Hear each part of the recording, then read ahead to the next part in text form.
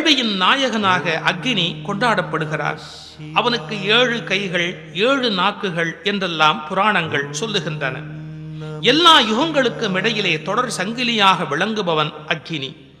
தென் கிழக்கு திசைக்கு அதிபதியான அக்னி பூஜித்த லிங்கம் அக்னி லிங்கம் என்று கொண்டாடப்படுகிறது.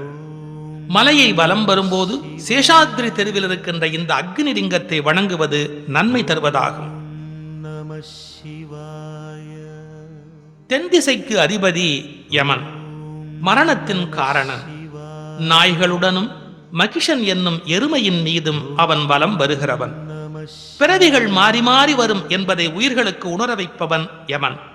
உயிர்கள் செய்த பாவ புண்ணியங்களுக்கு ஏற்ப தண்டனையோ பரிசோ தருகிறவன். எனவே அவன் தருமன், யம தருமன், நீதிமான், நெறி பிறழாதவன், பாசக்கயிற்றால் உயிர் பறித்து இளைப்பாறுதல் செய்கின்றவன், தர்மத்தின் தலைவன். அந்த யமதருமன்